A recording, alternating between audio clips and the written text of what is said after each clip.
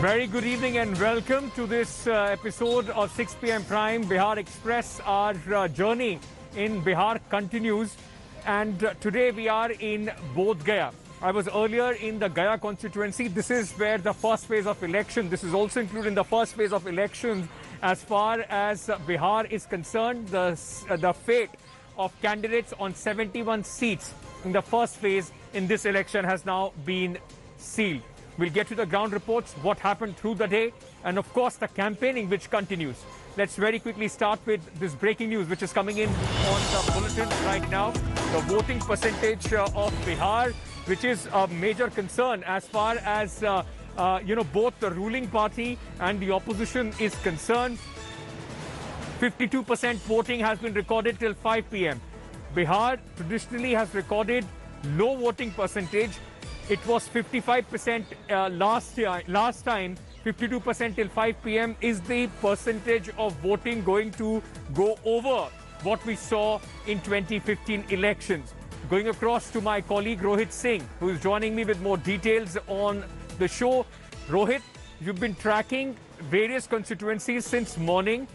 52% till 5 p.m. What's the expectation, and what does a higher percentage mean as far as this election is concerned? Well, see, in 2015, the voter turnout was around about 55 to 56% overall. And now in the first phase in 2020, we are seeing that the voter turnout till now has been, in fact, till 5 p.m. has been 52%. And in the last 1 hour, we believe there could be an increase of another 3 to 4%. So it will be roughly about 55 to 56% again here this time. So voters have come out in large numbers, we can say. And obviously there was a concern whether voters will come out or not during the pandemic, but that doesn't seem to have deterred them. Voters have in fact come out also in the urban areas and also in the rural areas, and now they have voted, cast their mandate, and 55 to 56% is what we believe will be the final tally as far as the first phase of voting is concerned. But as far as high voting percentage is concerned, obviously the Nitish Kumar is battling 15 years of anti-incumbency, so he is on the back foot at this point of time. Tejasvi Yadav is raging with the issue of Berozgari and promising 10 lakh jobs. Right. So obviously it's the issue which has connected with That's the right. youth of Bihar. So very interesting to see in the next second. Okay. All right, so it will be interesting to see what sort of voting percentage do we see in the second phase. And voting percentage is going to be a big talking point, and we'll tell you why, in fact, later in the show. But today was the first phase of polling as far as the Bihar elections 2020 are concerned. A hotly contested election. Now more than 1,000 candidates, their fate has been sealed by the voters as the polling ends at 6 p.m. in Bihar. Now more than 2 crore voters have sealed the fate, as I told you, of over 1,000 candidates. In this phase, 71 assembly constituencies are up for grabs in 16 districts. Nitish Kumar, who is eyeing a record 4th term as chief minister, kept a keen eye on the fate of 6 ministers from his cabinet. In fact, one of them from Gaya, I spoke to him earlier during the day. Now, among the 71 seats, the key battles would be fought in Jamui and Jahanabad assembly seat. Jahanabad, where the education minister from Nitish Kumar's government is fighting the election, as these elections are being conducted amid the raging coronavirus pandemic. Voters at some places were seen adhering to the protocols. Others, the social distancing norms were not followed. The COVID fatigue, at least, was seen. The pictures at these polling booths, what we are showing, is extremely scary, because you can see male or female, everyone is literally sticking to each other and standing in the queue to cast their mandate. And this is very, very dangerous, because 2 gaj ki duri, social distancing is extremely, extremely important, because this is a first big election which is taking place during a pandemic.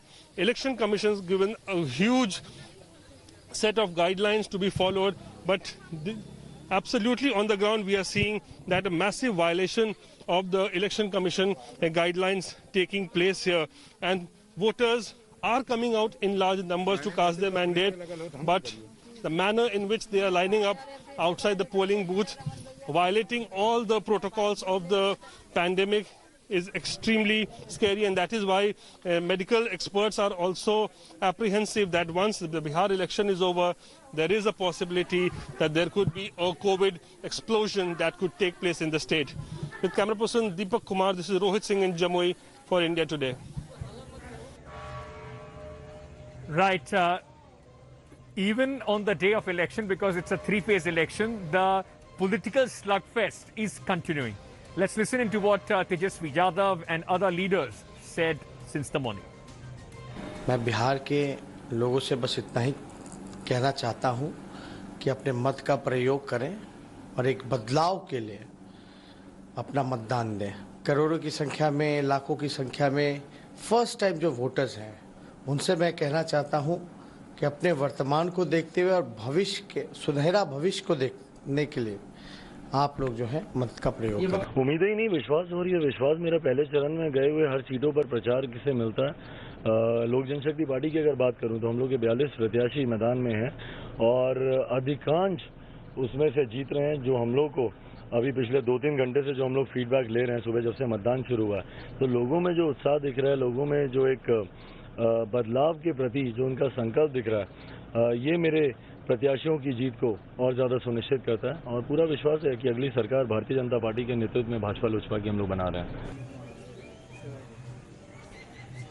All right, those in fact were the politicians, but very significant aspect in this election is going to be the voting percentage, as I was telling you earlier. Now, voting has ended at 6 o'clock. At least till 5 o'clock, about 50% or 52% votes have been casted in Bihar. If you compare it to the 2015 election, the first phase saw 55% voting percentage. Now, for a state like Bihar, where the voters are usually very politically astute, I mean, they are very, they are well aware as far as the political situation is concerned. It's always been baffling that the voting percentage in Bihar has not been very high. Now, this time it is also happening amidst the coronavirus. What would a percentage of voting high or low mean? Let me try and get Rahul Srivastav, National Affairs Editor, India Today, to try and decode this for our viewers. Rahul, 52% till 5 p.m. Another 4 to 6% maybe will be added in the last hour possibly. COVID pandemic, it is going to stay, maybe almost on the same level of 1 or 2% here and there. What does this mean? Is it advantage NDA or Nitish Kumar, or does a low voting percentage in some way also helps Mahagathbandhan?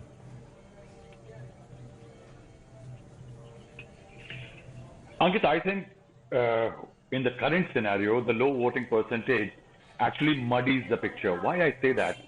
See, Ankit, this is the region which is south of Bhojpur, Patlipur, Magad region. It has got a history of caste struggle, such caste struggle that led to the first rise of the People's War Group, the extreme left wing, the Ranveer Sena, which was an upper caste army. Now, in that scenario, one very interesting phenomena that Nitish Kumar with his Kurmi, Mahadalit and EBC vote, whosoever has Nitish Kumar aligned with actually has a benefit.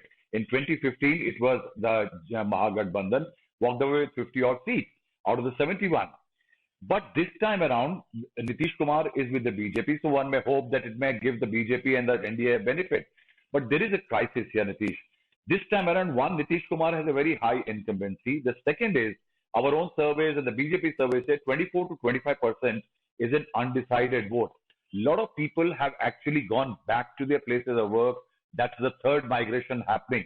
Now, in that scenario, which way is the tide going to turn? This low voting percent, who does it really benefit? I think it will be difficult. But till the last election, the saying in this region was, "Jiske saath Nitish Kumar, uski banegi sarkar." One will have to wait and see whether, despite maintaining the same voting percentage in the 71 seats, will Nitish Kumar have the benefit? Remember, LJP is contesting 41 of the 42 seats in this region as a rival now this time around. Okay. You know, Rahul, very quickly before I let you go, the worry possibly for the BJP, the NDA, would be in the urban areas. If because of coronavirus, where the BJP is strong or the NDA is possibly hoping to do better, if people don't come out, it is going to be detrimental for their, for their chance moving forward. Yes, Ankit, it has always been a case with the BJP that wherever the BJP contests in a direct fight with people who have dedicated votes, a voter fatigue or complacence actually hurts the BJP. Say, for example, the Gaya town, where you were, there Mr. Prem Kumar, the candidate, has won the elections 7 times. Since 1990, he's been ruling there. Now, if the voting percentage in Gaya town is low because of COVID or various other factors, the BJP couldn't travel. In fact, in this area, Ankit, out of 71, there are 12 seats which are called the bellwether seats. Out of these, 3 seats were decided by 5,000 margin, 3 by 1,000 votes, and there is 1 seat, Tarari, where the CPIML had won last time around, and the margin was 277. But the key factor for the BJP this time is, since Nitish is an ally, and the EBC, Kurmi, and Mahadalits are seen to be as dedicated, more committed voters, so the compensation in terms of loss of votes could well happen for the BJP. Okay. So that's why I said it's a very muddy picture right now. It's definitely is. A clear picture possibly when analysis starts coming in after the elections. But one thing is very clear. It's an open, very open election. And I think in the first phase, it will be decided on how well or badly JDU for the NDA and Congress for the Mahagathbandhan does in this phase. Thank you so much, Rahul Srivastava, for joining us with all those details. Slipping into a very short break at this moment. Well, as the campaigning for the second and third phase continues, Prime Minister Narendra Modi was in Bihar campaigning for the NDA, and so was Rahul Gandhi campaigning for the Mahagathbandhan. Now, Prime Minister Modi launched a scathing attack on RJD leader and Grand Alliance chief, ministerial candidate Tejasvi Yadav, and called him Yuvraj of Jungle Raj. Rahul Gandhi, hitting back, accused Prime Minister Modi of diverting attention by blaming opposition for no development work in Bihar.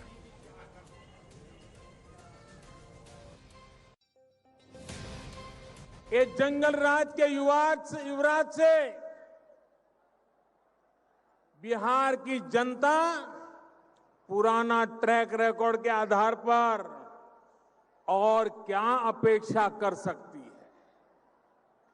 जंगल राज की परंपरा में सब कुछ सीखने वाले लोगों को मुझसे ज्यादा अच्छी तरह बिहार की जनता जानती है। प्रधानमंत्री रोजगार की बात नहीं करेंगे। नीतीश जी प्रधानमंत्री भाषण करेंगे, नरेंद्र मोदी जी मेरे परिवार के बारे में बोलेंगे, मगर जो सवाल बिहार के सामने है,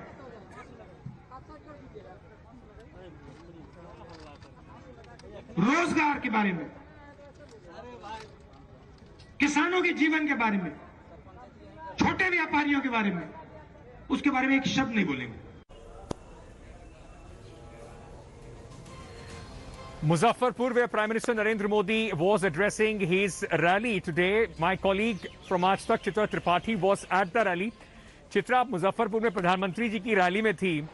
कहीं ना कहीं ऐसा लगता है कि तेजस्वी जिस तरीके से सफल रहे हैं इस पूरे चुनाव को एटलीस्ट पिछले 5-10 दिनों में बेरोजगारी, जॉब्स और युवाओं के बारे में बनाने के लिए भारतीय जनता पार्टी के की कैंपेनर मोदी जी अब इसको वापस एक बार दुनिया जो लोगों को जंगल राज की याद दिलाना चाहते थे और वहां पर उन्होंने राम मंदिर का भी जिक्र किया। तो बीजेपी का जो सबसे पोटेंट वेपन है लालू प्रसाद यादव की याद दिलाकर हिंदुत्व पे थोड़ा सा मुद्दे को लेके जाने की कोशिश करी आज प्रधानमंत्री ने।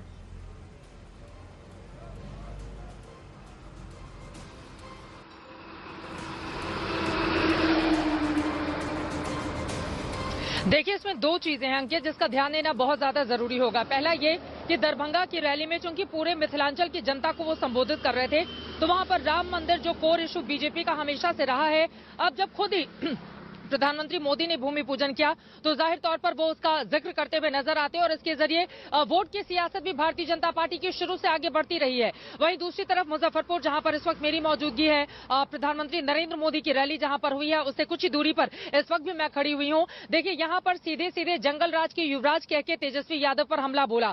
इसके पीछे की बड़ी राजनीति आप भी अंकित इतने दिनों से बिहार में अलग अलग हिस्सों में लगातार जा रहे हैं। नीतीश कुमार के खिलाफ इस वक्त सत्ता विरोधी लहर चल रही है, लोग उनकी सरकार से नाराज हैं, बहुत सारे मुद्दे हैं जिसको लेकर लोग खुलकर नीतीश कुमार के खिलाफ बोलते हैं। ऐसे में नीतीश कुमार की सत्ता विरोधी लहर को रोकने की पूरी जिम्मेदारी नरेंद्र मोदी के ऊपर आन पड़ी है। यही कारण रहा कि और उनके ऑपोजिट कौन है, सबसे बड़ा चेहरा तेजस्वी यादव ही है, तो इसी वजह से उन्होंने जंगल राज की युवराज कहकर उनको संबोधित किया और जंगल राज की याद दिलाने की कोशिश की। लेकिन यहां पर मुजफ्फरपुर में आपको बताते चले 11 विधानसभा की सीटें हैं। 2015 में चूंकि स्वरूप अलग था, महागठबंधन का हिस्सा जेडीयू भी थी, तो ज्यादातर सीटों पर जेडीयू और आरजेडी की जो पार्टी है, इन दोनों पार्टियों ने जीत हासिल की थी। लेकिन इस बार मुजफ्फरपुर की जिस तरह की रैली यहां पर संपन्न हुई है प्रधानमंत्री नरेंद्र मोदी की, उसके जरिए कम से कम नीतीश कुमार थोड़ी राहत जरूर ले सकते हैं। दूसरी बात अंकित ये भी है, 2015 में जब यहीं पर प्रधानमंत्री नरेंद्र मोदी ने रैली की थी, उस समय एनडीए का स्वरूप कुछ और था। मेरी मौजूदगी उस रैली में भी थी, तो उस रैली को देखे, आज की रैली को देखकर प्रधानमंत्री नरेंद्र मोदी की लोकप्रियता अपनी चरम पर अभी भी है। 2015 में भी उसी तरह की भीड़ हमने देखी थी। लेकिन बात अगर नीतीश कुमार की हो तो नीतीश कुमार के लिए राह इतनी आसान नहीं है और यही कारण है कि शायद प्रधानमंत्री उनके खिलाफ जो इस वक्त माहौल बना हुआ है उसको रोकने की कोशिश के तहत सीधे सीधे तेजस्वी यादव पर इस तरह से हमला बोल रहे हैं। अंकित जी, चित्रा बहुत बहुत शुक्रिया इस विश्लेषण के लिए। जैसे चित्रा कह रही थी, प्रधानमंत्री नरेंद्र मोदी के कंधों पर अब जिम्मेदारी आ पड़ी है एनडीए के नैया को पार लगाने की, और उसमें जितना नीतीश कुमार का जिक्र कम किया जाए उतना शायद भारतीय जनता पार्टी को अपना उसमें फायदा दिखाई पड़ रहा है। बहुत बहुत शुक्रिया हमसे जुड़ने के लिए। चित्रा मुजफ्फरपुर से हमारे साथ जुड़ रही थी। So that's a wrap on today's edition of 6 PM prime. What happened on the first day of the voting, what happened in the campaign trail, all and more tomorrow as well, as we continue to bring you the ground reports and the sense of what the voters of Bihar are thinking in this very crucial state election. Thank you so much for being with us. Good night. I'll see you tomorrow.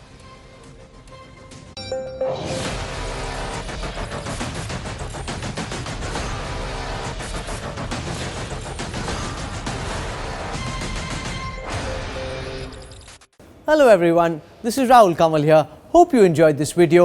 For the latest news and analysis, like and subscribe the India Today YouTube channel and don't forget to press the bell icon to stay updated.